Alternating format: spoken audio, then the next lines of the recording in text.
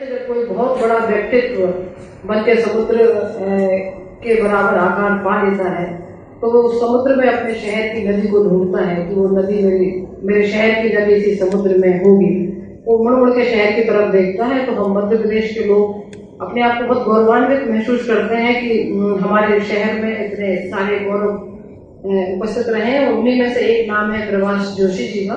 आप सभी जानते हैं प्रभाष जोशी हमारे समय के हिंदी पत्रकारिता के आधार स्तंभों में से रहे हैं। वे राजनीति और क्रिकेट पत्रकारिता के विशेषज्ञ माने जाते थे। ये भी बहुत खुशी की बात है कि प्रभाष जोशी का जन्म भारतीय राज्य मध्य प्रदेश शहर इंदौर के निकट स्थित बड़वाहा में हुआ था। प्रभाष जी बंद कमरे में कलम घिसने वाले पत्रकार नहीं थे, बल्कि वे एक एक्टिविस्ट कार्यकर्ता थे जो गांव, शहर, जंगल की खाक छानते हुए सामाजिक विषमताओं का अध्ययन करना केवल समाज को खबर देते थे, अपितु उसे दूर करने का हर संभव प्रयास भी उनकी बेमिसाल पत्रकारिता का ही एक हिस्सा था। इंदौर से निकलने वाले हिंदी दैनिक नई दुनिया से अपनी पत्रकारिता शुरू करने वाले प्रभाष जोशी राजेंद्र माथुर और शरद जोशी के समकक्ष थे। देशज संस्कारों और सामाजिक सरोकारों के प्रति समर्पित प्रभाष जोशी सर्वोदय और गांधीवादी विचारधारा में रचे बसे थे। दिल्ली आने पर उन्होंने 1974-75 में एक्सप्रेस समूह के हिंदी साप्ताहिक प्रजानीति का संपादन किया। बाद में वे इंडियन एक्सप्रेस के अहमदाबाद, चंडीगढ़ और दिल्ली में स्थानीय संपादक रहे। प्रभाष जोशी और जनसत्ता एक दूसरे के पर्याय रहे। 1983 में एक्सप्रेस समूह के हिंदी दैनिक की शुरुआत करने वाले प्रभाष जोशी ने हिंदी पत्रकारिता को नई दशा और दिशा दी। उन्होंने सरोकारों के साथ ही शब्दों को भी आम जन की संवेदनाओं और सूचनाओं का संवाद बनाया। प्रभाष जी के लेखन में विविधता और भाषा में लालित्य का अद्भुत समागम रहा। उनकी कलम सत्ता को सलाम करने की जगह सरोकार बताती रही और जन आकांक्षाओं पर चोट करने वालों को निशाना बनाती रही। उन्होंने संपादकीय श्रेष्ठता पर प्रबंधकीय वर्चस्व कभी हावी नहीं होने दिया। 1995 में जनसत्ता के प्रधान संपादक पद से निवृत्त होने के बाद वे कुछ वर्ष तक प्रधान सलाहकार संपादक के पद पर रहे। उनका साप्ताहिक स्तंभ कागज कार्य उनके रचना संसार और शब्द संस्कार की मिसाल है। प्रभाष जोशी ने जनसत्ता को आम आदमी का अखबार बनाया। उन्होंने उस भाषा में लिखना और लिखवाना शुरू किया जो आम आदमी बोलता है। इससे न केवल भाषा समृद्ध हुई बल्कि बोलियों का भाषा के साथ एक सूत्र निर्मित हुआ और जिसने नए तरह के मुहावरे और अर्थ समाज में प्रसिद्ध किए। अब तक उनकी प्रमुख पुस्तकें जो राजकुमार प्रकाशन से प्रकाशित हुई है, हिंदू होने का धर्म, मसीह, कागज और कागज कार्य। तो प्रभाष जोशी जी भारतीय पत्रकारिता के क्षेत्र में क्यों अनुकरणीय है और उन्हें क्यों एक पत्रकार माना जाए? बहुत सारे सवाल होंगे जो उनके जीवन काल में समाहित हैं, लेकिन हमारे आज के महत्वपूर्ण वक्ता देवदत्त श्रीधर सारी चीजों पर प्रकाश डालेंगे। तो मेरा उनसे विनम्र आग्रह है कि आदरणीय देवदत्त श्रीधर जी मंच पर आए और उनकी रचनाओं का पाठ श्री गोपाल जोशी करेंगे। तो गोपाल जोशी जी से भी आग्रह है कि देवी मंच पर बहुत बहुत स्वागत गोपाल जोशी जी और देवदत्त श्रीधर जी। मित्रों, मैंने गोपाल जी से कहा कि मैं आपको कुछ परिचय पढ़ दूं, तो उन्होंने कहा नहीं, परिचय पढ़ने की कोई जरूरत नहीं है, सिर्फ इतना ही बोलना कि गोपाल जोशी। ये भी एक बहुत खूबसूरत बात है जो हमें अपने बड़ों से सीखनी चाहिए। हमारी जनरेशन को तो बड़े बड़े बायोडेटा पढ़ने की आदत है, अगर हम अपना जीवन परिचय नहीं बनाएंगे 5-6 पेज का और अगर उसे कोई नहीं पढ़ेगा, 2 लाइन पढ़ देगा, तो पता नहीं आदत लगने लगती है, अरे बाप रे क्या हो गया। तो आदरणीय गोपाल जी प्रभाष जोशी जी के छोटे भाई हैं और मैं उन्हें सादर आमंत्रित करती हूँ प्रभाष जोशी की रचनाओं का पाठ करने के लिए। नमस्कार। आदरणीय श्रीधर जी, जिन्हें मैं दादा ही बोलता हूँ, क्योंकि मैं प्रभाष जी का सबसे छोटा भाई हूँ और जो भी उनके साथ रहे हैं उनको मैं दादा ही बोलता हूँ। तो उस वजह से मेरे दादा हुए, जैसे कैलाश दादा आज आए नहीं, कैलाश दादा भी हो। दूसरी बात ये है कि इन्होंने बताया कि प्रभाष जी का जन्म बड़वा बताया, बड़वा नहीं, बड़वा में तो उनका अंतिम संस्कार हुआ था। सीहोर जिले के आस्था में हुआ था और 15 जुलाई 1937 में। प्रभाष दादा हम 5 भाइयों में सबसे बड़े भाई थे और वो कुछ इस तरह से मालवा के रचे बसे व्यक्ति थे कि हमारे घर में उनके आ जाने से पूरे उत्सव सारे होने लग जाते थे, मैंने सहज। और उनका एक इस तरह का एक आभा मंडल बन गया था कि हमारे यहाँ पर जब वो आते तो अरे 100-200 लोगों का तो मैंने बना ही रहता था। तो मैं बहुत ज्यादा तो नहीं बोल रहा हूँ, लेकिन मैं थोड़ा सा अपनी बात कह करके मैं प्रभाष जी क्या थे और उनकी एक रचना आपको मैं जरूर सुनाऊंगा, क्योंकि वो मालवा से जुड़ी हुई रचना है। एक तो ये कि अभी चौमासा चल रहा है, यह चौमासा हमारे जोशी कुनबे के लिए असीमित उत्साह, उल्लास और आनंद का हुआ करता था। तब प्रभाष दादा उसकी दूरी हुआ करते थे। चौमासे का मतलब हमारे लिए भुट्टे, ककड़ी और मूंगफली का बेजोड़ स्वाद भी हुआ करता था। दादा को लगातार पर्व उत्सव मनाना सर्वप्रिय था। वे थे तो हमारा चौमासा था, आनंद था, उत्सव था, हंसी ठिठोली थी, सामूहिकता का अद्भुत संसार था। लेकिन उनके जाने के बाद से यह संसार एकदम सा बिखर गया। पर्व तो अब भी मनते हैं, लेकिन पहले वाली मस्ती का आलम अब नहीं था। दिल्ली में रहते हुए भी वे दिल्ली की विकृतियों से हमेशा चिपके रहे। कारण वही उनके भीतर का मालवा का सीधा सरल उत्सव प्रिय सच्चा मानुष था। वो मालवा को कभी भूले नहीं और हर त्योहार पर वो इंदौर जरूर मालवा का त्योहार है। माँ अक्सर कहती थी, मालवा की माटी जैसो मन है तो जरा सो स्नेह मिले तो चिपकी जावे, और जरा सी बात पे बेमतलब कोई उपेक्षा कर दे तो बिगड़ी भी जावे। आप जानते हैं कि मालवा की जो मिट्टी है वो काली है, और काली मिट्टी का एक स्वभाव होता है कि उसमें आप थोड़ा सा भी पानी डालें तो बहुत जल्दी मैंने चिकनी होती है, वो थोड़ी बहुत जल्दी पैरों में चिपक जाती है। मतलब ये कि आपने थोड़ा सा स्नेह दिया तो वो आपके साथ हो लेती है, और यदि आप थोड़ी सी धूप दी आपने तो वो तिलक जाती है, मतलब उसका मन बन जाता है। उसी मिट्टी के प्रभाव दादा थे हमारे। और दादा के बारे में जो थोड़ा बहुत बोल रहा हूँ, मुझे लगता है कि रिश्ते कभी जिंदगी के साथ नहीं चलते, रिश्ते एक बार बनते हैं और जिंदगी रिश्तों के साथ साथ चलने लगती है। हमारा जोशी कुनबा इंदौर के बड़े से खपरेल वाले कच्चे मकान में आनंद और उल्लास के साथ रहता था। तब रिश्ते एकदम पक्का हुआ करते थे। एक दूसरे का ख्याल रखते थे, एक दूसरे का आदर, एक दूसरे का स्नेह।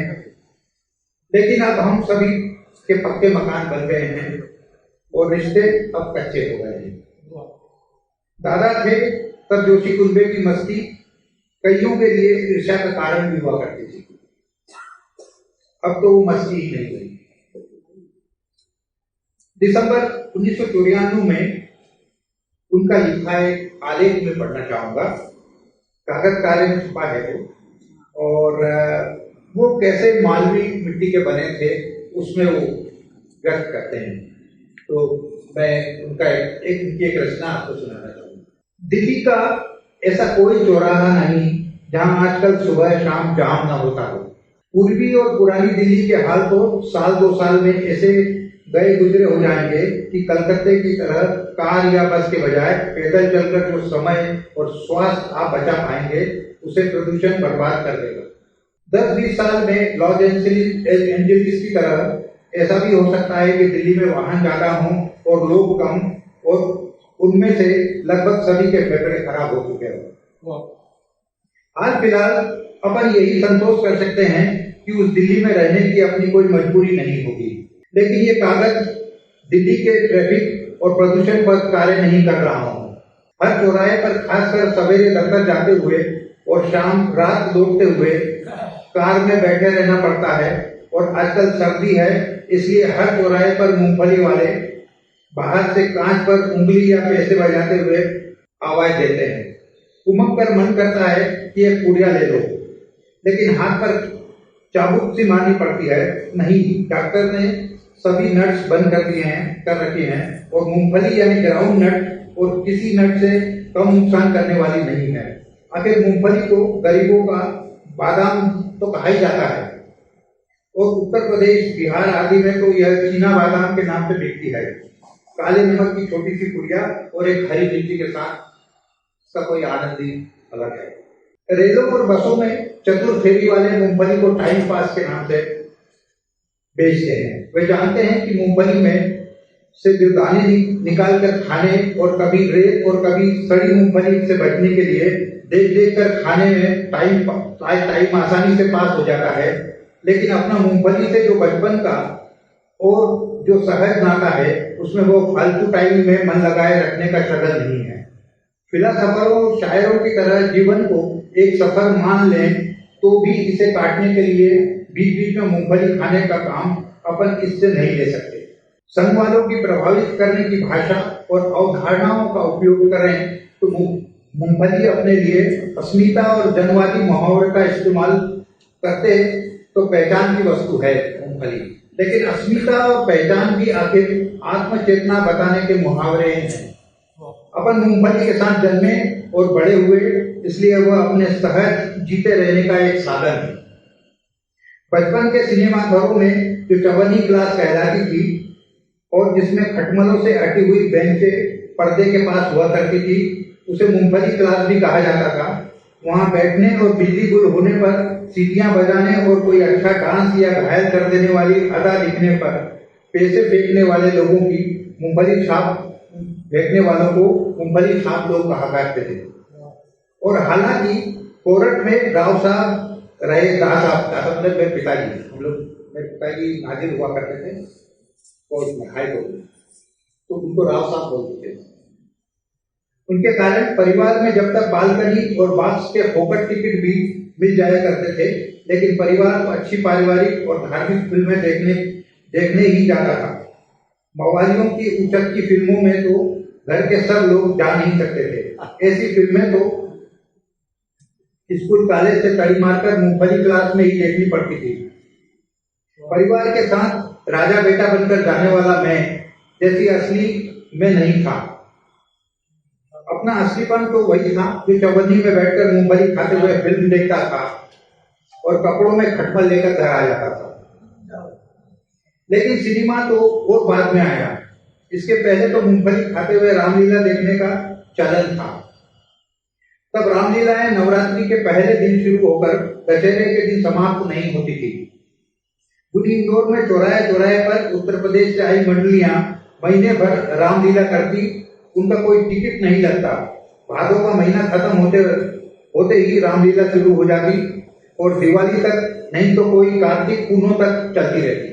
रोज के खेत के बाद राम लक्ष्मण सीता की आरती होती और भक्त लोग आरती लेते हुए थाली में जो चढ़ाते वही जैसे रामलीला देखने का टिकट होता।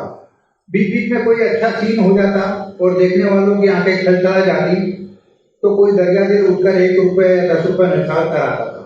उन रामलीलाओं को देखने वाले जैसे दर्शक नहीं होते, वे उनमें शामिल होते और अक्सर अपने को किसी पौराणिक काल में अयोध्या का रहने वाला मानने लगते। रामलीलाओं की उन स्मृतियों के साथ अगर कोई एक चीज सौंधी और भूख मारने वाली गंध के साथ जुड़ी हुई है तो वह है मूंगफली। तब मालवा की काली मिट्टी में होने वाली मूंगफली पकने लग जाती थी और खेतों में उखड़कर छोटी मोटी नदियों और नालों में घुलकर मंडियों में आ जाती थी। घड़ी के हिसाब से बिकती। रामलीलाओं में चारों तरफ 4 पहियों की गाड़ियों पर, पत्रों पर जलते चूल्हों पर, तगारियों में मूंगफली सेकी जाती। सिकी हुई गीली मूंगफली के सलवट वाले दाने, उनका स्वाद ही अलग अद्भुत होता था। लोग अपने साथ घर सीखी हुई मूंगफली लाते या रामलीला में बैठने के पहले ही खरीद लेते। रात को जब आरती के साथ उस दिन की लीला पूरी होती और लोग घरों में लौटते तो उनके हाथ और होंठ काले होते और वे जहां वे बैठे होते वहां छिलकों के ढेर। दूसरे दिन गरीब मंगते उनमें दाने ढूंढते हुए दिखते। स्कूल जाते हुए उन्हें देखता तो जाने क्यों लगता कि उन बच्चों में मैं भी कहीं हूँ। मूंगफली छाप लोगों से अपनापा और उनके साथ पहचान ऐसी पुरानी और गहरी है। चौराहों की रामलीलाओं से भी पहले मूंगफली से अपने लगाव की यादें गणेश विसर्जन की रात मिलों के गणपतियों के विसर्जन के जुलूस से जुड़ी हुई है। तब इंदौर की कपड़ा मिलों में न तो कोई संकट था और न ही उसकी 3 पारियों में काम करने वाले मजदूरों, खासकर उत्तर प्रदेश से आए हुए मजदूरों की कोई कमी थी। मिलों के गणेश उत्सव तो कोई बड़े सांस्कृतिक नहीं होते, लेकिन उनके विसर्जन के जुलूस की झांकियां ऐसे होती कि दूर दूर से लोग देखने आते। सारा इंदौर सड़कों पर जमा हो जाता। घरों की रक्षा के लिए बड़े बूढ़े रह जाते।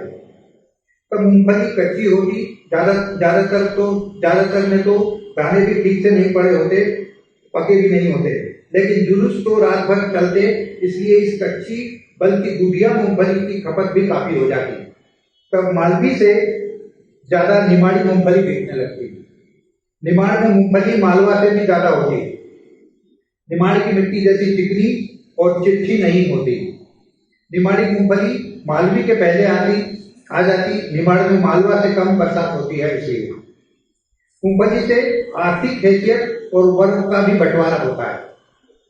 यह सिनेमा घरों से नहीं, क्रिकेट मैचों को देखने के बाद भी समझ में आया। हम जो बच्चे बिना टिकट पुलिस को चकमा देकर घुस जाते और सबसे सस्ती टिकट भाड़ों में बाउंड्री के पास बैठते हुए मैच के दौरान वहां बैठे दूसरे लोगों की तरह मूंगफली खाते। लंच और टी के दौरान जब हम खिलाड़ियों के तंबुओं के और धावा मारने जाते तो देखते कि बड़े और रईस लोगों के तंबुओं के बच्चे, जवान बूढ़े सैंडविच के साथ सेव फल और सूखे मेवे खा रहे हैं। तभी से अपने बालपन में यह बैठ गया कि सैंडविच और सेब और सूखे मेवे रईसों के खाने में आते हैं और अपने खाने में आती मूंगफली, जो वही खोपचों पर सिकती हैं और जिसके छिलके जगह जगह फैले होते हैं। और जो लोग ये छिलके फेंकते हैं वे फुअड़ और संस्कारहीन लोग होते हैं।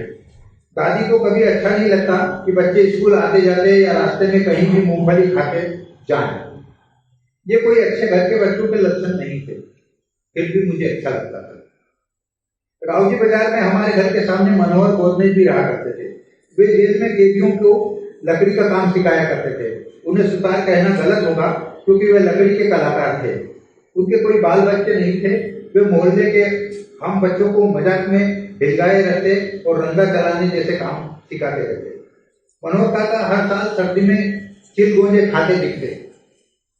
कभी कभी एक आध मुट्ठी हमें भी दे देते। मैं तो तब जानता भी नहीं था कि फली की लंबी चीजों की तरह दिखने वाली उस चीज को चिलगोंजा कहते हैं और वह सूखे मेवे बड़ी कीमती चीज मानी जाती है। मनोहर काका से तो कोई दूरी नहीं थी और वे कोई ऐसे रईस भी नहीं थे, लेकिन उन्हें चिलगोंजे छीलकर खाते देखता तो मुझे लगता कि वे ज्यादा ताकत पाने के लिए रईसों जैसे चोचले करते हैं, शायद इसलिए कि उन्हें बच्चे नहीं थे।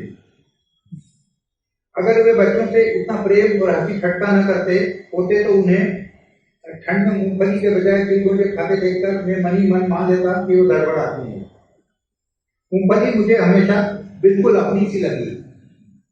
वह साबूदाने की खिचड़ी में पड़ती है, इसलिए वह खिचड़ी जो सिर्फ उपवास के दिन खाई जाती है मुझे पकवान लगती थी। मूंगफली के दाने, खट्टी मीठी दाल, आमटी, महाराष्ट्र की पातल भाजी में भी डालते हैं, इसलिए मुझे आमटी और पातल भाजी भी बहुत पसंद आती थी। स्कूल में हमेशा मैं गुड़ पट्टी लिया करता था, जो गुड़ की चाशनी में बनाई जाती। मूंगफली की चक्की होती। पहले स्कूलों के बाहर छोटे छोटे घोंघे लगाने वाले आदमी औरतों को भी कई चीजें बेचा करते, लेकिन मैं मूंगफली की गुड़ पट्टी ही लेता। अब भी सरकारी और नगर निगम के स्कूलों के बाहर ऐसे आदमी औरतों बैठते होंगे, उसमें पढ़ने वाले बच्चे यही सब चीजें खरीदते भी होंगे।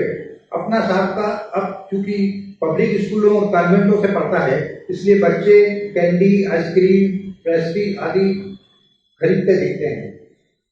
इन बच्चों में अपन को मैं नहीं पाता। न लगता कि ये अपने बच्चे हैं। अपने बच्चों को स्कूलों में पढ़ते और खरीदते खाते मैंने देखा भी कहाँ है कभी। लेकिन मालवा छोड़ आने के बाद भी अपना सबसे प्रिय चबेना मूंगफली ही बना रहा। हर साल इंदौर भोपाल से घड़ी दो घड़ी सीखी हुई या कच्ची मूंगफली मंगवाता रहा। कई बार खुद जाता तो साथ में लेकर आता। बड़े भगोने में नमक के पानी में मूंगफली डालकर रात भर भिगोता और दूसरे दिन खूब उबालता। फिर पानी निकालकर मूंगफली को लोहे की कढ़ाई में सेकता। नमक में उबली और मंदी आंच में सीखी उस मूंगफली का स्वाद ही निराला होता था। घर भर को खिलाता और उम्मीद करता कि बच्चों को मेरे जैसा मालवी मूंगफली का स्वाद लग जाए।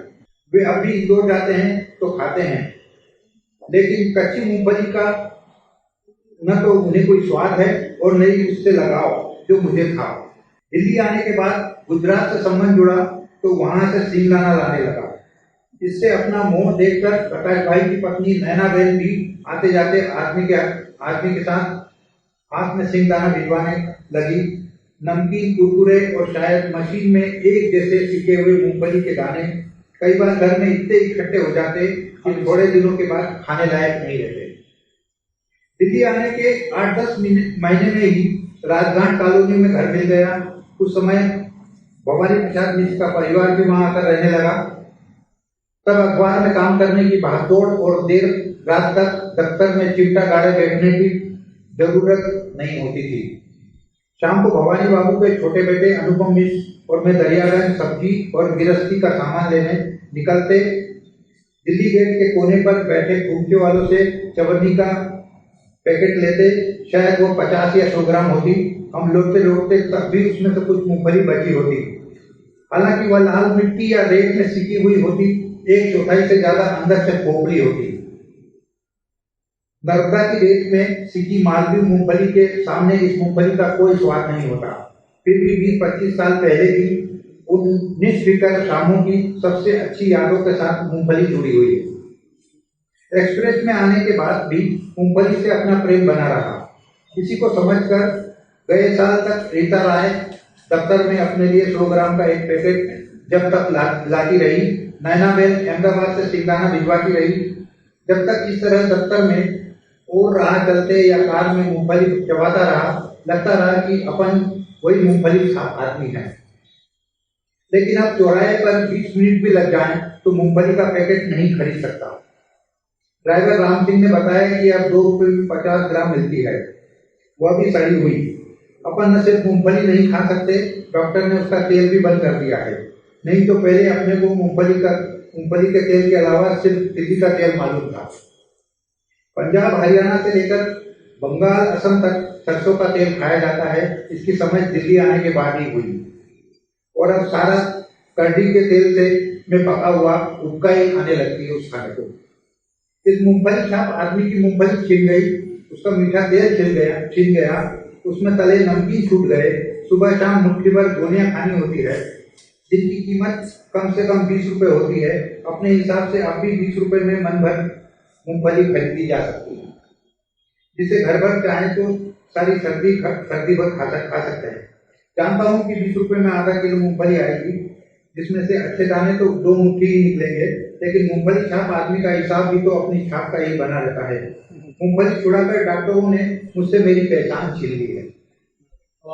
मालवा की काली मिट्टी में से मूंगफली का पौधा खींचकर निकालो तो जड़ों में मूंगफली दिखने लगती है। मैं सीमेंट कंक्रीट की सड़क पर पड़ा हुआ वह पौधा ही हूँ। और मालवा की काली मिट्टी में आजकल सोयाबीन की फसल उगाई जाती है। कहीं आपने सुना है कि कोई सोयाबीन छाप आदमी है जिसका उससे वही लगाव हो जो मुझे मूंगफली से है? और यदि कभी सुना हो तो मुझे बताना। नमस्कार। इसका शीर्षक था मूंगफली छाप आदमी की पहचान। देखिए, दादा जब आते थे तो हमारे घर में ककड़ी, भुट्टे, इस पूरे चौमासे के जो चीजें होती थी वो बिल्कुल और इसमें मतलब वो शामिल होते थे कि हम जिन्हें बहुत राहुल बागपुते जी, शरद जोशी, रज्जू बाबू, काजी माथुर जी, इस तरह के आप समझिए कि वो क्रिकेट के अपने ये भी आ जाते थे अपने चंदू सरवटे, जगताले साहब और आपके वो जो गुल्ले जली के पिताजी मुश्ताक अली साहब। तो ये लोग सब लोग, क्योंकि मैं बहुत छोटा था तब और मुझे ही उन लोगों को सबको देखना होता था। कोई भी चीज में पंडित जाओ तो इस तरह का हमारे घर में माहौल बना रहता था और हम एक दूसरे का ख्याल रखते थे। और घर में ऐसा मतलब किसी कमरे में नाच गान चल रहा है, किसी में कोई चिल्ला रहा है, किसी में कोई पेंटिंग बना रहा है।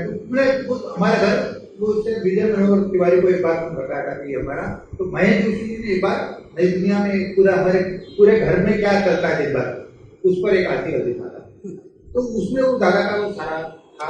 और दादा दिल्ली गए या कहीं बाहर भी गए, लेकिन कभी इंदौर से या मालवा से कभी कभी भी मैंने ऊपर उठती और वो अपने राहुल जी, रज्जू बाबू और ये लोग बड़वा में गंगा दिखाने चले गए।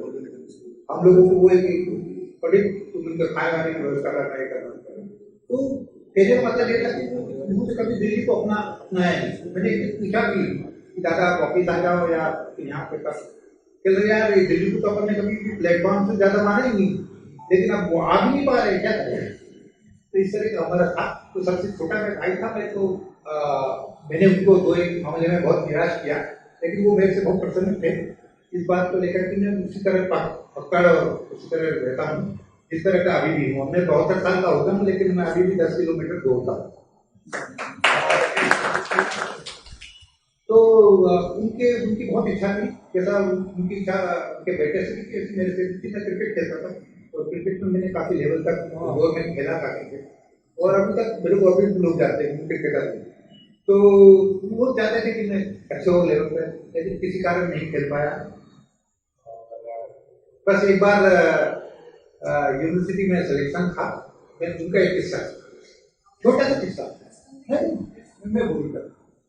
तो हुआ कि मैं यूनिवर्सिटी के फर्स्ट ईयर में था और यूनिवर्सिटी का सिलेक्शन होने वाला था। तो मैं दादाजी भी चले गए थे तब तक, तो मैंने दादा को ऐसे ही सूचना दी कि दादा कुरैशी साहब और सूर्य प्रकाश चतुर्वेदी और अपने रंजन देसाई साहब ये सिलेक्शन करने वाले हैं, तो जरा कभी कहीं कह सकते या तो जरा ठीक हो जाएगा। मैं पहले साल में यदि यूनिवर्सिटी खेलूंगा तो आगे के लिए। तो उन्होंने मेरे को 9 पेज की चिट्ठी दी और उसमें पहला वाक्य वो ये था कि तुम अभी से दूसरों के धंधे तलाशने लगे हो। मैं तो समझ रहा था कि मैं तुम्हारे धंधे पे चलूँ। तो इस तरह के दादा थे। धन्यवाद।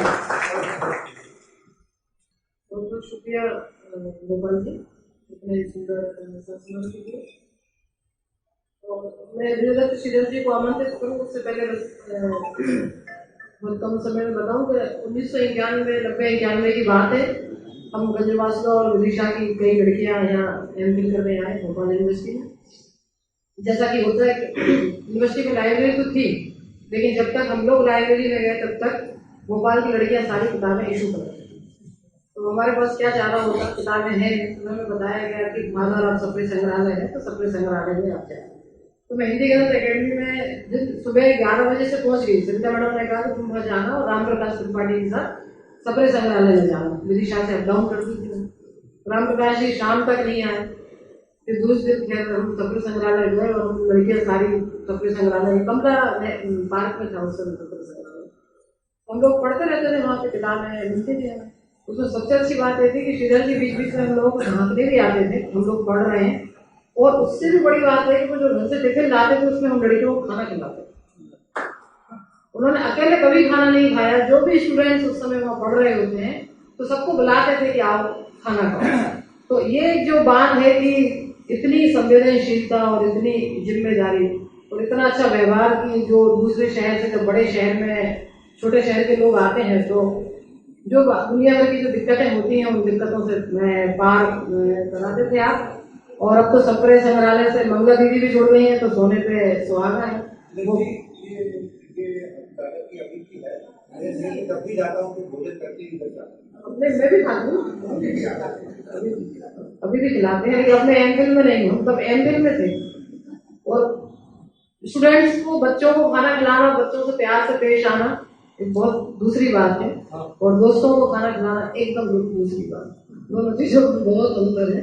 तो भोपाल से बाहर किसी से भी अगर बात करते हैं श्रीधर जी के बारे में या मंगला दीदी के बारे में, तो सबका यही जो अनुभव मेरा है वही अनुभव ज्यादातर का होता है कि वहाँ पे एडमास्टर जो सप्रे संग्रहालय है वो हमें आतंकित नहीं करता। सबसे बड़ी बात है कि सप्रे माधवराव सप्रे संग्रहालय में अगर आप एक रिसर्चर की तरह जाएंगे, चाहे बड़ा लेखक हो, चाहे एकदम बिल्कुल यंगस्टर हो, युवा लड़का हो, तो माहौल आतंकित नहीं होता और दुनिया भर की हमें सारी चीजें मिलती हैं।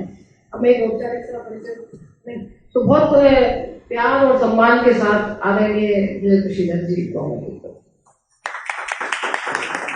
अकेले संपादक नहीं थे, वो एक विलक्षण थे।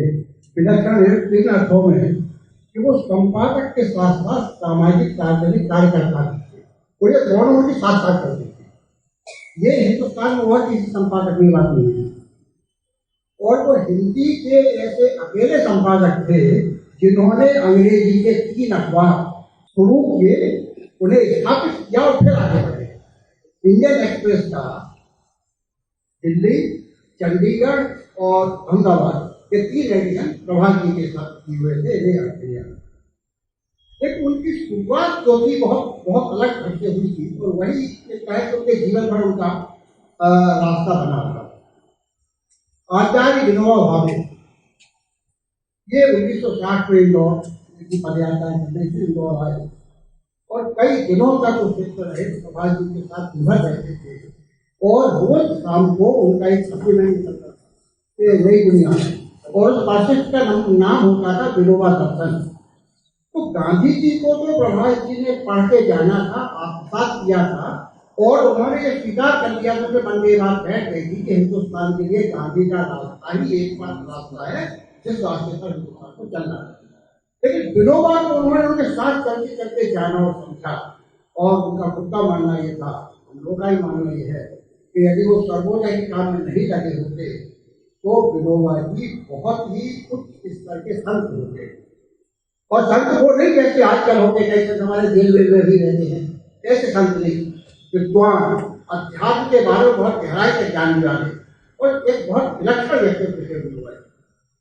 लेकिन हमारे ऐसे गांधी के साथ हुआ, हिंदुस्तान राज्य जितना उन्हें जानते हैं उसके ज्यादा उन्हें दुनिया के लोग जानते हैं। वही विनोबा जी के साथ हुआ। हमारे यहाँ के लोग हंसी मजाक हर चीज भी मखौल उड़ाते जो ये करना, विनोबा जी जैसी विभूति भी असाधारण जिस हिंदुस्तान के समाज के असाधारण उपलब्धि है, लेकिन हम लोग उनकी अदा नहीं कर पाए। तो प्रभात जी की पत्रकारिता विनोबा दर्शन से शुरू हुई, उसके बाद वो नई दुनिया से जुड़े। नई दुनिया के बाद वो यहाँ मध्य प्रदेश 1967 में बहुत ही साधन संपन्न अखबार चलता था भोपाल में, उसमें जुड़े। उसके बाद वो दिल्ली चले गए। उस समय वहाँ गांधी बांधने का काम चल रहा था, साथ में सहयोग किया दादा भवानी प्रसाद उसके संपादक थे, उससे जुड़े रहे। और फिर वो सीधे एक बहुत बड़े काम से जुड़े, क्योंकि इनका जयप्रकाश नारायण जी से बहुत अच्छा संबंध था, बहुत गहरा संबंध था। और बल्कि ये कहना ठीक रहेगा कि लोकनायक जयप्रकाश नारायण एक बहुत ही विलक्षण संगठन का था, नारायण देशमुख और रामनाथ गोयनका। इस टिकड़ी की धुरी जो बनाई थी वो प्रभात जी ने बनाई थी, और इस टिकड़ी ने हिंदुस्तान पर बहुत गहरा असर डाला, हिंदुस्तानी राजनीति बदलने पर भी और जिसे कहते समग्र सोच पर भी।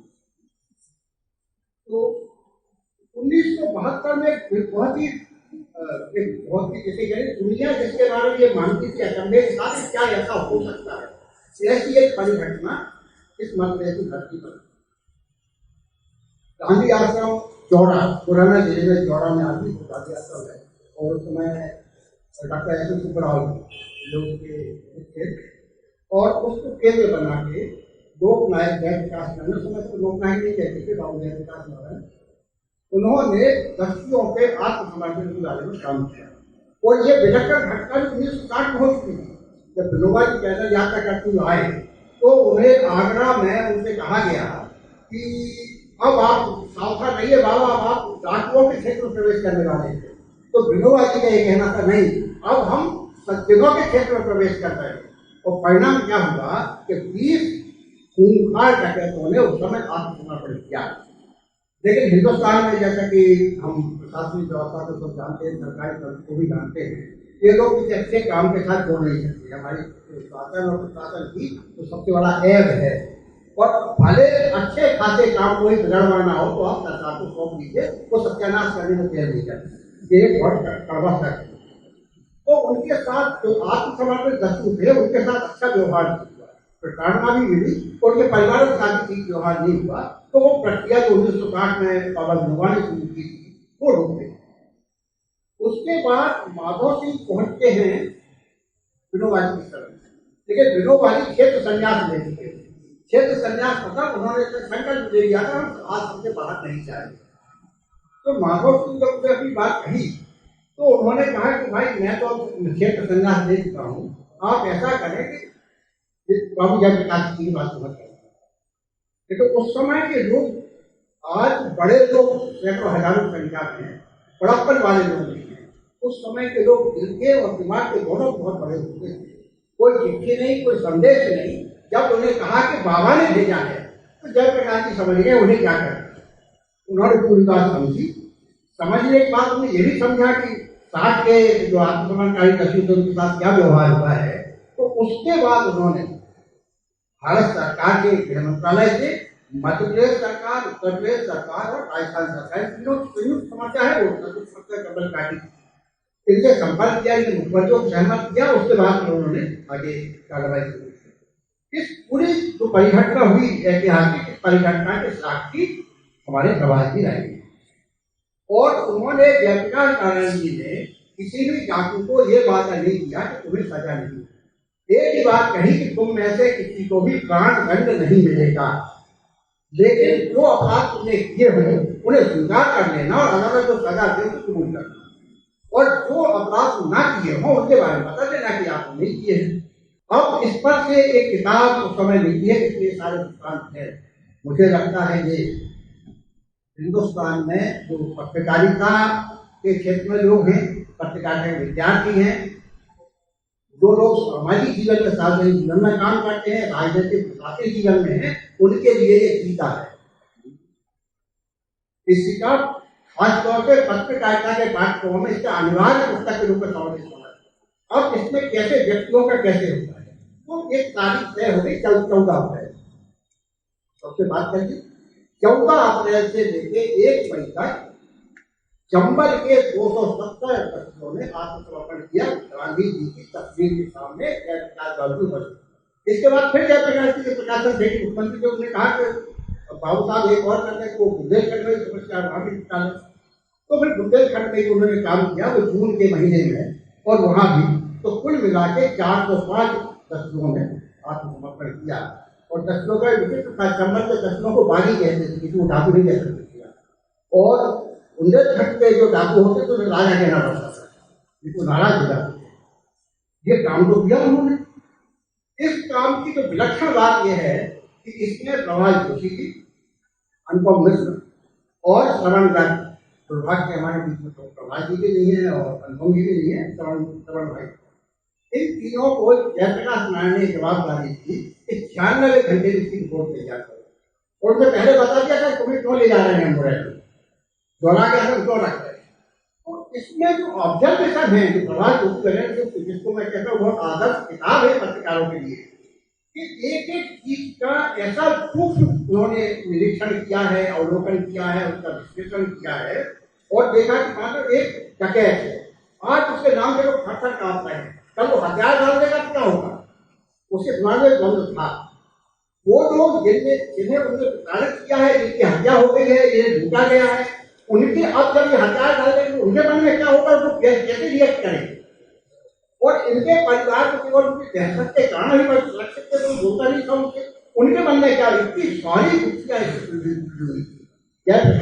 सब सुझाई, इन सबके आधार में कर रहा है उन्होंने। और जब ये 96 घंटे में पूरा करने की बात थी तो इन्होंने इसको 84 घंटे में पूरा कर दिया। और मुख्य भूमिका इसमें प्रभात जी की थी, उसका भाषा को सुधार वगैरह वो अनुभव नहीं किया करते। लेकिन इसमें एक छोटी सी बात, तो पहले के लोग कैसे सावधानियां बरतते थे। प्रभात जोशी जी को उस समय सिगरेट पीने की आदत थी और वो वोट ब्लैक सिगरेट पिया करते थे। तो एक कार्यकर्ता आया और उसने उनसे पूछा कि साहब आप कौन सी सिगरेट कभी क्यों मरवाओगे क्या कितनी बैठे थे। वो धीरे से कहता उन्हें घुसवाया फिर उन्हें लाके उसका बड़ा होता वो दिया गया, एक बंद लाके गेस्ट हाउस को बंद कर दिया गया। तो 4 दिन बाद बाहर कल पूजा करें। बड़े लोग कैसी छोटी छोटी बातों का ध्यान रखते।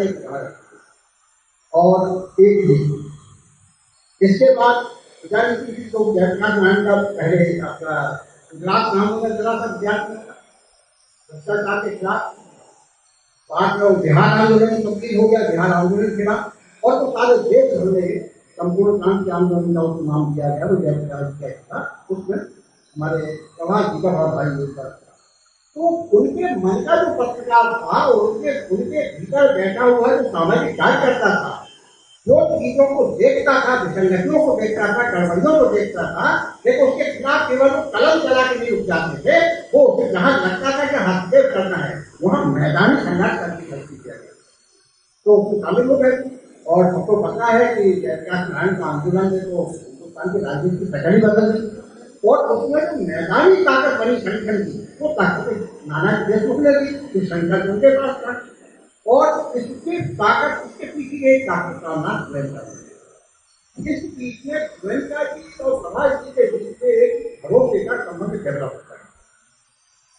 और उस डेवलपमेंट का प्रधानमंत्री करे तो हर सप्ताह चलता था, इंडिया एक्सप्रेस करके निकलता था साप्ताहिक।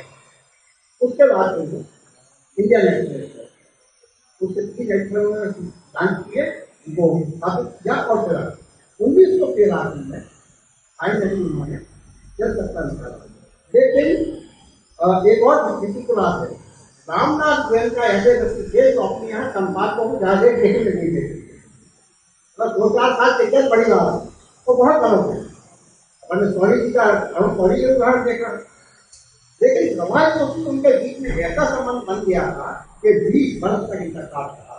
और एक बात, उससे बड़ी बात यह है कि प्रभाष जी ने संपादकीय स्वायत्तता हस्तगत की, और उसके कारण में अपने पत्रकारों को पूरी स्वतंत्रता भी काम करने की।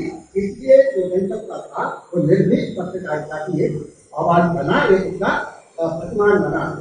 और उसका सात संख्या की हालत ये भी है सत्ता के। एक तो सात संख्या एक समय प्रभाष जी को संपादकीय टिप्पणी लिखना पड़ी कि अब बहुत हो चुका, बस इससे ज्यादा हम नहीं छाप सकते हैं, तो अपना जनसत्ता निर्माण कर पड़िए। ये उपाय उनके कुछ और चीजें हैं के अलावा, जैसे उनमें एक बड़ी जो विलक्षण बात थी वो थी अच्छा काम करने वाले लोग, उनसे बातचीत करने लोग, उन्हें किस तरह से आगे पुष्ट करना, और अच्छा काम नहीं हो रहा है उसके पीछे खड़े हो जाना, एक संबल बन के, एक संरक्षक बन के।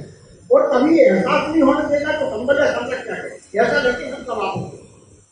हम लोगों ने भोपाल में जो सभ्य संग्रहालय की स्थापना की 19 जून 1914, उसके पहले बातचीत हो रही थी, तो बहुत कम लोग थे जिन्होंने हमको ये जबरदस्त बहुत सकारात्मक जवाब दिया या ये कहा कि हाँ ये काम किया जा सकता है। भोपाल के लोग मजाक उड़ाते थे, यहाँ एक बड़ा क्रियाकलाप शब्द होता है, एक और बंद हो गए, ये बड़ा वही लोग मजाक उड़ाते, बाद में कोशिश करते उनका नाम भी से जोड़ता कि हम इसमें काम शामिल हैं। तो प्रभाष जी को जब ये चिट्ठी थी तो उन्होंने 2 काम किए। जैसे हम महेश पांडे की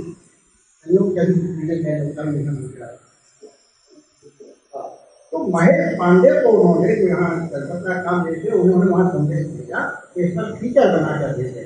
और 19 जून पहले दिन जनसत्ता में आधे पेज का फीचर सभ्य संग्रहालय की पूरी परियोजना और संचालक चंद्रमा तो अच्छा लगा।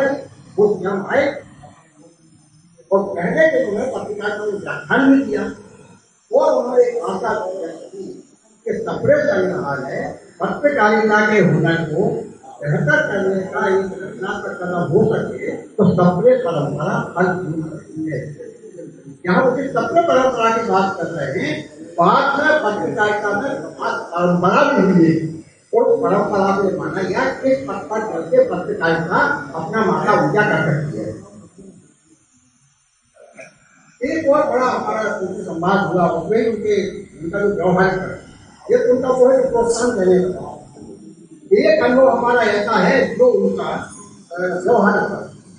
ये तय हुआ कि जब माखनलाल चतुर्वेदी की जन्म शताब्दी, अरे शांत हो जाइए थोड़ी देर के लिए, माखनलाल चतुर्वेदी जी की जन्म शताब्दी 1989। अब वही वर्ष था जवाहरलाल नेहरू की जन्म शताब्दी का, तो वही वर्ष था आचार्य महेंद्र की जन्म शताब्दी का। तो सरकार कांग्रेस की थी, यहाँ भी वहाँ भी, तो जवाहरलाल नेहरू का सबका ध्यान था, लेकिन बाकी का नहीं था। तो प्रभाष जोशी ने एक राष्ट्रीय समीक्षा की और उसमें वो और डॉक्टर लक्ष्मीधर सिंह भी हिंदुस्तान के बहुत बड़े नेता लेकिन साहित्यिक है। तो और उसमें इन्होंने किया इसी तरह से इन लोगों ने राजीव गांधी को सहमत कर दिया कि खंडवा में जो जनशताब्दी समारोह होगा मखनलाल जी का, उसमें राजीव गांधी यहाँ प्रधानमंत्री। और अंततः ये बात बन गई कि माखनलाल जी के नाम पर एक यहाँ विश्वविद्यालय आया, वो एशिया का पहला विश्वविद्यालय पत्रकारिता के पाठ्यक्रम शुरू हो गए थे, लेकिन विश्वविद्यालय में कहना होता है कि ये प्रभात जोशी का पत्रकारिता के लिए सबसे महत्वपूर्ण अवदान है कि यहाँ एक हमारे हम उनसे कहते थे कि ये यहाँ नहीं चलेगा कि हमको भोपाल में उसको खंडवा में कायम करके उसको गुरुकुल की पद्धति में कायम करें। उन लोगों का कहना यह था कि भोपाल सुविधाजनक है, लोग हवाई जहाज से आ सकते आगे चले जाते हैं, सुविधा तुम चाहते ना हो, सुविधा यदि होगी तो पढ़ने और पढ़ाने वालों का ध्यान सारा सुविधा में लग जाएगा, उस काम में लगेगा नहीं क्या विश्वविद्यालय बना रहे हो। लेकिन अंत के भाई थोड़ा जवाहर की बात तो हो गया, वो कार्य तो वही भोपाल में सुना, लेकिन एक बड़ा कंफ्यूजन एक और हमारा अनुभव है। सन 2000 में जनवरी में सरस्वती के 100 साल पूरे हुए, लेकिन सरस्वती बंद हो गई। जब 100 साल पूरे हुए तो 50 समारोह मनाया जाए, ये हिंदुस्तान में अकेले कपड़े संग्रह जब यहाँ मनाई गई तो विश्वविद्यालय के कार्यक्रम में आने वाले थे लोग, तो उन्हें फोन किया कि आप लोग आ रहे हैं तो सरस्वती शताब्दी मना ली जाए। तो उन्होंने कहा सर बात करता हूँ, मैं आपको कल बताऊँगा। फिर उन्होंने डॉक्टर नामवर सिंह से बात की, उनके साथ केदारनाथ सिंह आने वाले थे और धीराज सुब्बू आने वाले थे उस कार्यक्रम में, तो इस सबको लेके आ गए। और फिर हमारे यहाँ बहुत कपड़े संग्रह ने बहुत बड़े पैमाने को आयोजन किया, सरस्वती के बारे में उन लोगों ने व्याख्यान भी किया। और उस समय डॉक्टर नामवर सिंह ये लोग कैसे चीजों को ये करते थे कि आगे कैसे पढ़ाई जाए, वो समझ गए इनका तरीका। इन्होंने सन 2000 हमारे कार्यक्रम हुआ था 1/2000 और जनवरी में पूरा हो गया। अच्छा, सरस्वती के बारे में एक बार लोग गलत करेंगे, वो साहित्य पत्रिका थी, वो साहित्य पत्रिका नहीं थी, वो सकल ज्ञान की पत्रिका थी। यही इसका सबसे बड़ा महत्व था और यही आचार्य महर्षि गोविंद का सबसे बड़ा कंट्रीब्यूशन है कि उन्होंने ज्ञान के जितने तरह के आयाम हो सकते हैं उन सबको उन्होंने सरस्वती में स्थान दिया था। ये उसकी महत्व। तो डॉक्टर नामवर जी बोलते हैं कि भाई हमको बाकी सब तो ठीक है, हमने भाषण देके सब कर दिया, लेकिन हम आपके प्रति कृतज्ञता व्यक्त करना चाहते हैं आपके संस्थान के प्रति। हिंदुस्तान में किसी को याद नहीं है, इलाहाबाद वालों को याद नहीं है, लेकिन कपड़े संग्रह ने याद रखा कि सरस्वती के 100 साल ये इस तरह की कैसा होता है। एक हम लोगों का प्रसंग व्यक्तिगत वालों के बारे में, हम लोगों के संबंध कैसे थे और समाज की प्रवृत्तियाँ क्या थी उसके बारे में। हम लोगों ने काशी में 2006 में कार्यक्रम हुआ, और वो कार्यक्रम विश्वविद्यालय का, उसमें एक स्वतंत्र भारत में भारतीय भाषा की पत्रकारिता दो परिवर्तन। उस समय सफेद संग्रहालय ने काशी में एक बड़ी प्रदर्शनी आयोजित की, भारत की प्रतिनिधि पत्र पत्रिकाओं की प्रदर्शनी, हिंदी अंग्रेजी और तमाम भारतीय भाषाओं को कुछ न कुछ पत्रिकाओं के उसमें फोटोग्राफ कराए। अब प्रभात जी के मन में क्या चले समझ नहीं आया। हम लोग वहाँ खड़े थे, जब वहाँ प्रभात जी थे, नामवर जी थे, डॉक्टर सत्याग्रह मिश्र थे, तो इन लोगों के लिए माला माला कटी थी, गए अपन लोग आके स्वागत करेंगे, टीका काटेंगे, आके कार्यक्रम बढ़ेंगे। प्रभात जी बड़े जोर से अचानक लगभग सारी माला लेकिन हमारे करेंगे, और वहाँ जितनी भीड़ भी सबको बुला के हाथ खा कहते हैं कि तुम काशी और इलाहाबाद वाले समझ लो, आज से पहले तो तुम्हारे यहाँ होता था, ये काम आज भोपाल में हो रहा है, तुम्हारा बंद हो गया, भोपाल में हो रहा है। अब लोग बड़ा अजीब कर रहे हैं कि ये क्या है, तो कल हमारे साथ कहेंगे ये क्या है, चलो बेटा ये क्या लिखा है। तो बहुत इस तरह के विलक्षण व्यक्ति थे। हम लोगों ने प्रभात जी का अचानक देहावसान हो जाए 2009 में, हम लोग साथ में हम लोग एक काम कर रहे थे, बहुत से प्रमुख हिंदी के प्रमुख समाचार पत्रिकाओं का टेस्ट थे। एक स्टेज सब कम्प्लीट कर रहे थे जन सत्ता, अचानक प्रभात जी का देहावसान हो गया। उसको एकदम बदला प्रोजेक्ट, और संस्कृति से कहा कि भाई इसको ऐसा करो कि बजाय जनता के स्टेज के आधार कोई समझ नहीं होगी, और भी कुछ लोगों को जोड़ जाड़ के बात करके इसको हम प्रभात जोशी कर सकते। एक सीरीज तो हमारे चल रही थी युग निर्माता पत्रिका, हिंदी के युग निर्माता, और पहली प्रामाणिक चीज हुई थी बनी, जगह बहुत छोटी थी, और बाद में तो राजकमल ने इतनी सारी किताबें छापी, मोदामा 50 साल की प्रवास कर रहे तो बहुत रोचक है। लेकिन अब उनको और जानने समझने के लिए प्रभात उनके बारे में उनके समकालीन लोगों ने, हाँ एक बात और बता दी, हमारी एक किताब आई वाणी बाबू ने छापी थी, भारतीय पत्रिका का को जिसे राम बहादुर राय पत्रिका का पुराण कहते हैं। तो जब वो आई तो उनमें बीजी बल्कि को बताया कि अभी तक जितना था उसमें केवल पत्रिका के इस तारीख को निकली, इस तारीख तक चली, ये लिखा है। इतिहास ये नहीं है, इतिहास ये तो उसके घटनाएं उसके साथ जुड़ना चाहिए। यदि उस समय देश में जो चलता है उस समय को पुस्तक उसमें आता तो उसका होना चाहिए और फिर विशेष होना चाहिए। कईयों के वैसी वो किताब बनी तो लोकसभा टीवी पर प्रभात जी ने मुझे वो बैठे मैं और बीजी बल्कि साहब 1 घंटे का कार्यक्रम उस पर बना। ठीक यदि प्रभात जी के मस्तिष्क की उपस्थिति ये बात जानना चाहिए। तो मैंने उससे कहा भी कि बीजी बल्कि साहब तो अंग्रेजी बात नहीं बोलता दबाता और बात जैसे सब लोग नहीं करते जा रहे निशान लगाती है। तो इस तरह के व्यक्ति थे। अब उसको हम देखें तो बीजी बल्कि सामने उनका मूल्यांकन कैसे है। वो कहते हैं मैंने पाया कि प्रभात जी एक कुशल संपादक के अलावा बड़े ही सजग नागरिक भी हैं। समस्याओं के प्रति उनका दृष्टिकोण हमेशा सकारात्मक रहा है। वे हर समस्या के उचित समाधान की राह खोजने की कोशिश करते थे। विश्वनाथ त्रिपाठी बड़े आलोचक हैं हिंदी के, उन्होंने टिप्पणी की प्रभात जोशी ने जनसत्ता को हिंदी भाषी बुद्धिजीवियों का चिंतन मंच बना दिया और जातीय प्रवक्ता बना दिया। ऐसे लेखकों का एक मंडल तैयार किया जिससे सामयिक और गंभीर राजनीतिक सांस्कृतिक समस्याओं पर सक्षम गद्य की आंतरिक क्षमता का विकास हुआ। यह मूल्यांकन किया विश्वनाथ त्रिपाठी जी। और एक ऐसे हुआ था अंग्रेजी के बहुत ही संपादक रहे हैं। वो कहते हैं प्रभात जोशी को हमेशा इसलिए याद किया जाएगा क्योंकि वे हर समय किसी मिशन पर लगे होते थे। वे पत्रकारिता के ऐसे शिक्षक थे जो गांधी और विनोबा से प्रेरित थे। उन्हें भारतीय संस्कृति की गहरी समझ थी। सबसे अच्छी आखिरी टिप्पणी वो है अनुपम मिश्र। वो कहते हैं कि जब वह कम पैसा पाते थे तब भी मन राजा जैसा ही था। आयोजन की उत्सव मतलब कि फटी बनियान और फटी धोती में भी वही आनंद लिया जो बाद में महंगे कपड़ों में लिया होगा। ऐसे थे हमारे प्रभात जोशी जी और उनके सबसे अभिन्न साथी। तो प्रभात जी के बारे में सबसे प्रामाणिक यदि अध्ययन किया है तो राम बहादुर राय जी का है।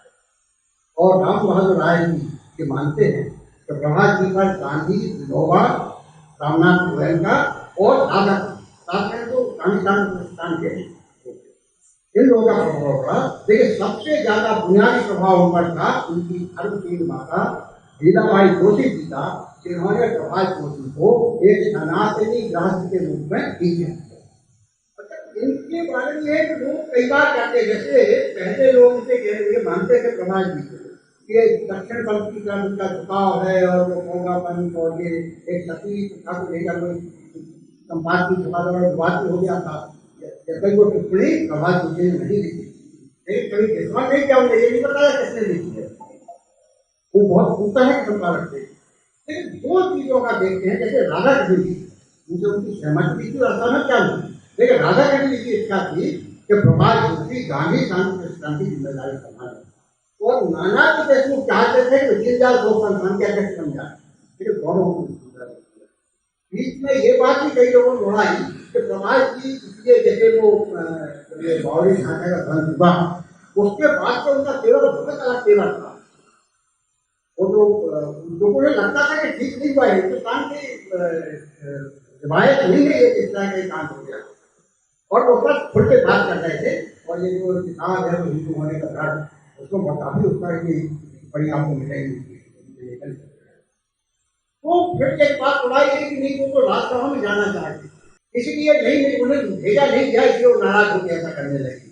ये बात सर्वथा गलत थी, बल्कि उनके ही साथ कभी काम करते थे बात में भाजपा में शामिल हो गए। उन्होंने यह बात उड़ाई कि एक बार तो वो कहीं से बाहर से लौट रहे थे, उन्होंने बताया होगा बीमार हुए थे और हवाई अड्डे सीधे भाजपा कार्यालय पहुंचे। उसने कहा कि दोबारा ये बदतमीजी मत करना। इस तरह का भी आप प्रभात जोशी जैसे ऊंचे करते आदमी से कभी कल्पना नहीं कर सकते मुझे उनसे गाली निकलेगी, लेकिन मैंने उनसे गाली सुनी। राजकुमार केसवानी के साथ यहाँ भगवान का गैस रही, जब वो खेत में गए तो राजकुमार केसवानी थे और प्रभात जोशी जी एकदम टिप्पणी करते करते बच्चे सरकार के मुखिया के खिलाफ गाली निकली। लोग कि क्या है ये संक्रमा हुए किसी ठोकर नहीं, सहज इंसान थे, बिल्कुल खयाल इंसान थे, आत्मीयता थी, सबको जोड़ के रखना चाहते थे, जोड़ के रखते चलते नहीं थे, और जिस स्वतंत्रता स्वायत्तता की वो खुद के लिए अपेक्षा करते थे वो अपने साथियों को अपने पत्रकारों को भी देते थे। इसीलिए आप उनका पत्रकारों में उनके साथ जुड़ाव रहा है। संसदता में जितने लोग जुड़े थे छोटे बड़ा भाई जैसे अपने नहीं कहते, कहीं का जोड़ा भानुमति ने गुरुआ जोड़ा, ऐसे ही गुरुआ सब कहीं बनवारी है उनका अलग मिजाज है, राहुल गांधी का अलग मिजाज है, जवाहरलाल नेहरू का अलग मिजाज है, इतने तरह तरह के लोग सब एक छतरी के नीचे ये सब एक के बाद एक आए रहते अपने अपने क्षेत्र में बहुत गाइयां हासिल की, लेकिन वो उसके कारण से पूरे सबको जनसत्ता ने काम करने की पूरी स्वतंत्रता दी और एक निर्भीक पत्रकारिता करने में कभी अवरोध नहीं। ये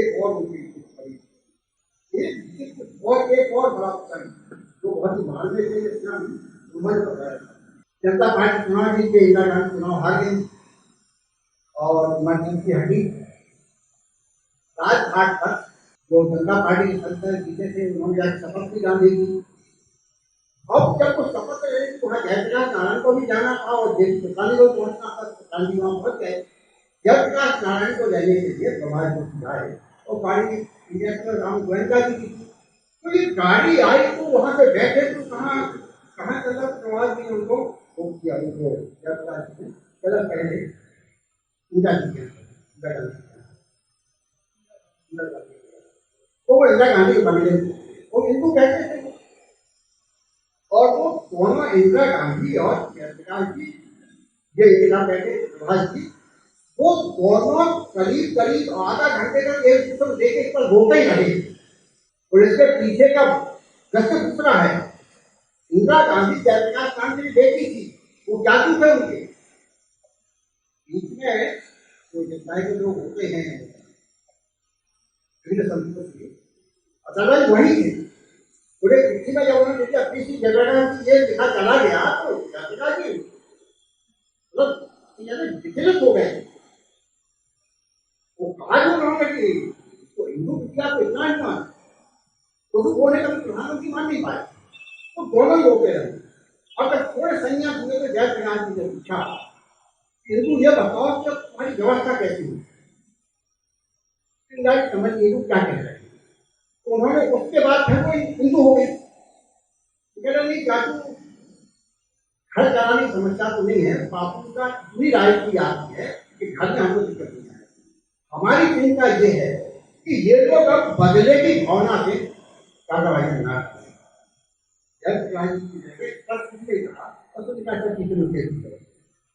फिर एक बात को ये 2009 में आपने देखा होगा कि अखबार वालों ने तो हमारे यहाँ समाज बड़े बड़े समाचार पत्रों का प्रबंधन होता है, उन्होंने हरकत ये की कि अखबार का मालिक तो होता है वो 2-3-5 रुपये उसको दे दे खरीदने वाला आदमी तो है अखबार का मालिक, वो तो प्रबंधन वाले अपने मालिक है मशीन के खरीदने के मालिक और ऐसे टेलीविजन वाला भी देखे चैनल तो केबल का महीने शुल्क देता है, असली मालिक को मशीन भी और संपदा है उसके मालिक आप उसकी हो सकते। तो इन्होंने अखबार वालों ने अपने पाठकों को ये नहीं बताया कि जिस अखबार में ये पढ़ रहे हो आप समाचार चुनाव की खबरें पढ़ रहे हो ये जगह हमने काला धन लेके बेच दी है और आप जो पढ़ रहे हो वो हमारा नहीं है। वहां से जो बन के आ जाता जगह तय हो गई, 5 लाख रुपये का पैकेज दिया, इस पैकेज की एवज में रोज आप की जगह होगा आपको भेज देंगे, भेजोगे वो सब जाएगा। ये बहुत बड़ा कलंक था और ये कलंक तो मुझे लगता है जैसे इमरजेंसी के बारे में बाद में अडवाणी जी ने मजाक उड़ाया था कि आपसे तो घुटने टेकने नहीं कहा गया था, आप कहने लगे। उससे बड़ा मजाक ये था कि हमने विश्वासघात किया उस पार्टी पर जो हमारे लिखे और अखबार में छपे हुए सब पर भरोसा करता है कि हमें एक जगह बेचती है, जो पढ़ता है वो हमारे लिए वहां बना बनाया जाता है। इस गैर न्यूज से बहुत विस्तृत थे। इसके खिलाफ उन्होंने एक बड़ा आंदोलन छेड़ा था, जो प्रेस काउंसिल ऑफ इंडिया रहते उत्तर के अंतर्राष्ट्रीय लोग नौटंकी है।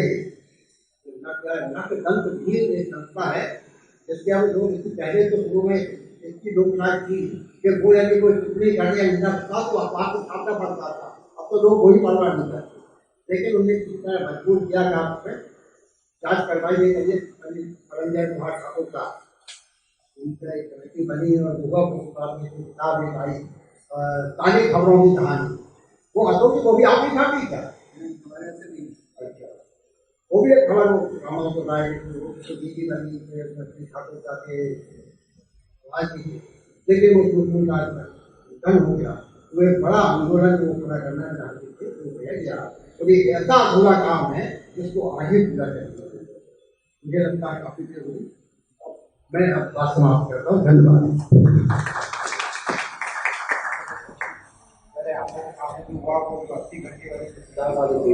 वो मैंने ही सारी व्यवस्था करता था, मैं ही चाय उनको देता था, मैं ही एक ही कमरे में वो छोटा सा घर हमारा कच्चा मकान था और उनको 96 घंटे दिए थे और 80 घंटे में वो पूरी हो गई थी किताब से। दादा ने बताया तो घंटे का, लेकिन वो सही ये था। और दूसरी बात ये थी कि प्रकाश जी क्या थे, दो तीन चीजें जो मेरे साथ पूरी को पता था। एक दिन जब जनसत्ता निकलने लगा तो दादा से मैंने कहा कि दादा पैसे उसे देते नहीं है और मैं बिल्कुल ऐसा करता हूँ, कम से कम जनसत्ता ही आप भेज दिया करो, पढ़ दिया करो। तो बोले पंडित आप जनसत्ता को आपको बाहर ही नहीं पढ़ना पड़ेगा, मेरे को नहीं। और उन्होंने आज तक कभी जनसत्ता मेरे घर उनके द्वारा भेजा गया कभी नहीं है ना, जबकि मैं छोटा भाई था ऐसा। दूसरी बात ये थी, मैंने आपको बताया क्रिकेट के लिए बोला तो उन्होंने उल्टा उसका जगदाले साहब और कुरैशी साहब को यह कह दिया कि यदि इसका सिलेक्शन होता भी है तो अभी मत करना।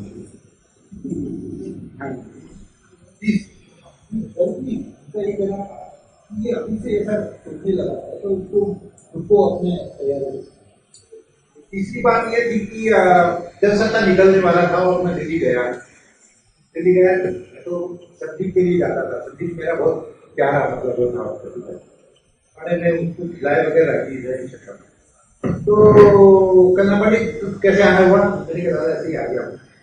चलो तुम तैयार हो, है ना, वो सुंदर नगर में आर्यन जी आए हुए हैं, तुमको मिला हूँ। ठीक है, तो हम लोग गए और कोई कैसा बिल्कुल वो पहने हुए अपने धोती बोले ये मेरा छोटा भाई है और ये भी मेरी तरह ही कागज को काला वाला करने वाला है। तो गोविंद साहब ने कहा कि तुम्हें मालूम हम लोग जनसत्ता निकालने वाले क्या? हाँ मुझे मालूम है, दादा ने बताया कि किस तरह से तैयारी सभी और सब है। तो बोले तुमने यहाँ आवेदन वगैरह कुछ दिया है कि नहीं दिया?